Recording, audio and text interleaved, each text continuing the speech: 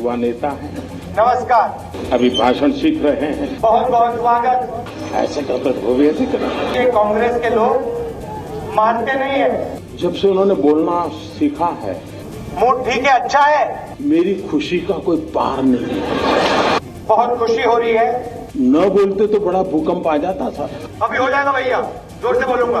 क्या मैंने कोई जादू टोना किया? हर एक बात पे कहते हो, मोटा मोटा मुझे याद है। तुम ही कहो कि ये अंदाजे गुफ्तगू क्या है। घर से हो, तुमसे सच निकलवा के ही रहेगा। भ्रष्टाचार किया या नहीं? देखिए साहब, ये काशी का बच्चा है। मोदी जी झूठ बोलते हैं। संसद में आपने देखा होगा, तू मैं। मैंने आपसे नहीं पूछा। चोर भाग रहा है। मेरा जितना मजाक उड़ाना चाहते हो उड़ाओ। फिर आखिर में कहता नहीं, लेकिन किया तो अच्छा है। नमस्कार, मैं हूं आपके साथ मीमांसा मलिक। नोटबंदी के बाद आज पहली बार प्रधानमंत्री मोदी अपने संसदीय क्षेत्र वाराणसी पहुंचे। इस पौराणिक शहर में पीएम ने खुद को काशी का बेटा बताया। यूपी में सियासी जंग शुरू होने से पहले आज मोदी ने भूकंप से लेकर नोटबंदी तक विरोधियों के हर सवाल का सटीक जवाब दिया। डिमोनेटाइजेशन क्या है, किसको इससे फायदा मिला, किसकी मदद हो रही है, किसका नुकसान हो रहा है और ये क्यों किया गया है, ये मैं आपको बता रहा हूं। हिंदुस्तान का हिस्ट्री का सबसे बड़ा स्कैम है। पूरा का पूरा मैं अंदर बोलूंगा। मोदी जी बैठ नहीं पाएंगे। If they allow me to speak in parliament, you will see what an earthquake is going to happen. उनके एक युवा नेता हैं, अभी भाषण सीख रहे हैं। ऐसे करते वो भी ऐसे करें। जब से उन्होंने बोलना सीखा है और बोलना शुरू किया है, मेरी खुशी का कोई पार नहीं है। 2009 में पता ही नहीं चलता था कि भाई इस पैकेट के अंदर क्या है, पता ही नहीं चलता था। अब पता चल रहा है कि भाई ये है, ये नहीं है। न बोलते तो बड़ा भूकंप आ जाता था और देश को इतना बड़ा भूकंप झेलना पड़ता, ये देश 10 साल तक उभर नहीं सकता था। लेकिन अच्छा हुआ कि बोलना शुरू हो गया तो पता चल रहा है भूकंप की संभावना बची नहीं, क्योंकि देश की जनता समझ गई। तो राहुल गांधी पर तो तंज कसा, लेकिन बैंकों और एटीएम के सामने लाइन में लगे लोगों के धैर्य की तारीफ काशी में एक बार फिर पीएम मोदी ने की। ये भी कहा कि परेशानी के बावजूद लोग अंत में यही कहते हैं कि सरकार ने सही कदम उठाया। दुनिया को इस बात को समझना होगा, जनता को कष्ट कम नहीं हुआ है। बहुत तकलीफ झेली है, कभी सोची नहीं इतनी तकलीफ झेली है जी। उसके बावजूद भी ईमानदारी के रास्ते पर देश चलता है तो कष्ट झेलने के लिए तैयार हो रहा है। 6-6, 8-8 घंटे कतार में खड़ा रहता है। आज बैंक के सामने मैंने लोग देखे, 100-200 लोगों की लाइन थी। मोदी जी वो चोर नहीं थे, वो हिंदुस्तान के गरीब ईमानदार लोग खड़े हुए हैं। और पीएम ने आज ये भी बताया कि नोटबंदी के बाद रास्ता मुश्किल होगा, ये वो जानते थे, लेकिन कुछ राजनीतिक दल ऐसा कदम उठाएंगे ये उन्होंने सपने में भी नहीं सोचा था। एक चीज का अनुमान करने में विफल हो गया मैं नहीं कर पाया। अब वो मेरा देश, मेरे संस्कार था, क्या था मुझे मालूम नहीं, लेकिन मैं नहीं कर पाया। मैंने जब इस पूरा काम के लिए दिमाग खपा रहा था, योजना बना रहा था, कभी सोचा नहीं था कि देश के राजनेता कुछ और कुछ राजनीतिक दल हिम्मत के साथ बेईमानों के साथ खड़े हो जाएंगे। ये मैंने हिसाब नहीं लगाया था जी, मैंने सोचा ही नहीं था कि संभव है। नोटबंदी का ये जो डिसीजन था, ये भ्रष्टाचार के खिलाफ नहीं था, ये काले धन के खिलाफ नहीं था, ये हिंदुस्तान के गरीब लोगों के खिलाफ था। ये हिंदुस्तान के कमजोर लोगों के खिलाफ था। आपको याद होगा संसद के पिछले सत्र में पूर्व प्रधानमंत्री मनमोहन सिंह ने केंद्र सरकार के फैसलों पर सवाल उठाए थे। सदन में विपक्ष के हंगामे की वजह से पीएम जवाब नहीं दे पाए, लेकिन आज पूर्व पीएम को भी अपने सवालों का जवाब मिल गया। Prime Minister has said that we should wait for 50 days. Well, 50 days is a short period, but for those who are poor and deprived sections of the community, even 50 days torture can bring about disastrous effects. लोगों को लगता है कि मनमोहन सिंह जी वित्त मंत्री थे, finance हमारे देश के प्रधानमंत्री थे, लेकिन बहुत कम लोगों को मालूम है कि 1970-72 से वो देश की अर्थव्यवस्था की कोर टीम में हमेशा रहे हैं। उन्होंने कहा कि जिस देश में 50% लोग गरीब हो, वहां ये टेक्नोलॉजी वगैरह कैसे हो सकता है। अब मुझे बताओ भाई, ये वो अपना रिपोर्ट कार्ड दे रहे हैं कि मेरा दे रहे हैं? ये 50% गरीबी, ये विरासत किसकी मैं झेल रहा हूं जी?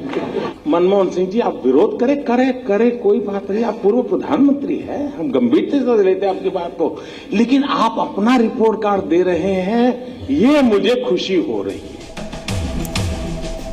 आज पीएम मोदी ने यह भी कहा कि जैसे पाकिस्तान घुसपैठियों को भारतीय सैनिकों से बचाने के लिए कवरिंग फायर शुरू कर देता है, वैसे ही काले धन वालों को बचाने के लिए नोटबंदी पर संसद में हंगामा हुआ। प्रधानमंत्री जी सिर्फ क्वेश्चन आवर के लिए आए हैं, और यदि अगर सिर्फ क्वेश्चन आवर के लिए आए हैं तो तब सदन नहीं चलेगा।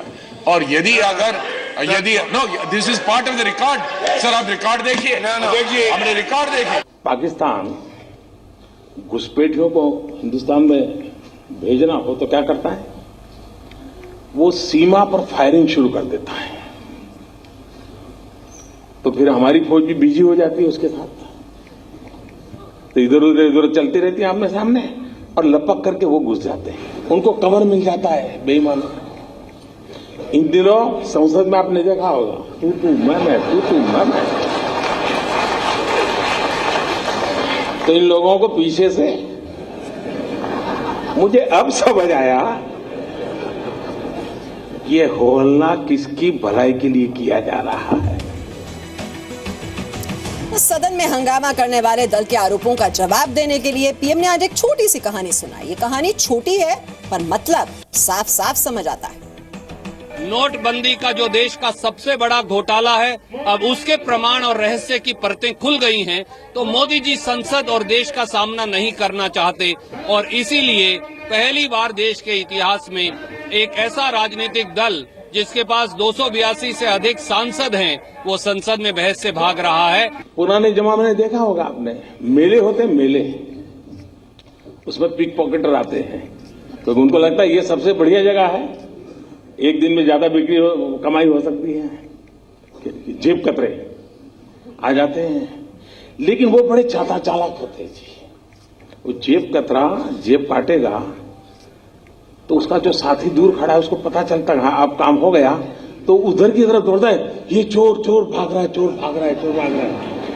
है, तो पुलिस सब वहां भागेगी और वो जेब कतरा आराम से उधर से निकल जाएगा।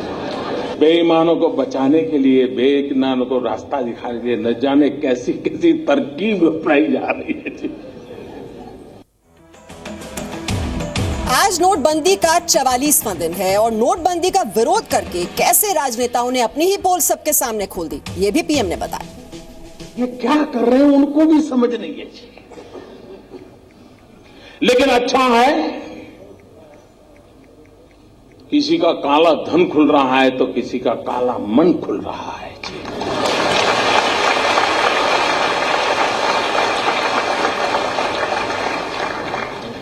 लेकिन देश साफ सुथरा होकर के, स्वच्छ होकर के, सोने की तरह तप करके निकलेगा, इस विश्वास के साथ में लगा। नरेंद्र मोदी प्रधानमंत्री का अकेले का लिया हुआ निर्णय टाई फिश हो गया। 50 दिन मांगे थे, 4 दिन और बाकी है। अब ये फेल हो चुके हैं, उनको खुद मालूम है, सबको मालूम है कि फेल हो गए हैं। बीजेपी वाला भी दुखी है, आरएसएस वाला भी दुखी है, सब लोग दुखी है। आरोप ये भी लगे कि लोगों से उनका पैसे निकालने का अधिकार छीना गया। जवाब में पीएम ने देश के लिए लाइन में लगी जनता के सामने सर झुका दिया। What is more is, what has been done can weaken and erode our people's confidence in the currency system and in the banking system. One, I would like to know from the Prime Minister the names of any countries he may think of where people have deposited their money in the banks but they are not allowed to withdraw their money. ऐसा सद्भाग्य नहीं मिल सकता है कि जहां 125 करोड़ देशवासी अपने स्वार्थ के लिए नहीं, कहीं कुछ मिलता और कतार में खड़ा रहे हो तो अलग बात है, ये तो भाई देश का भला हो कष्ट झेलूंगा, ऐसा साहब दुनिया में कहीं संभव नहीं होगा जी। इन 125 करोड़ देशवासियों को जितना नमन करे उतना कम। पूर्व वित्त मंत्री चिदम्बरम ने देश के कैशलेस होने पर सवाल उठाया, लेकिन रिवर्स स्विंग की तरह यह सवाल उल्टे कांग्रेस तक पहुंच जाएगा, इसकी चिदम्बरम ने कल्पना भी नहीं की थी। Prime Minister suddenly says the whole country must become cashless. The Finance Minister says the whole country will become cashless. How will it become cashless? Where are the POS machines? Where is electricity? Where is Wi-Fi connection? दूसरे महानुभाव जो देश के वित्त मंत्री रहे वो लेख भी लिखते हैं, श्रीमान चिदम्बरम जी,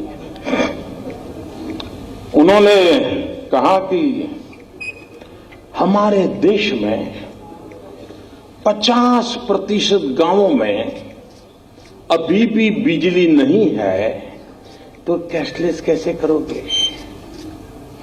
अब बताइए साहब, कहीं पर बिजली थी किसी गांव में, मैंने आकर के खंभा उखाड़ दिएगा।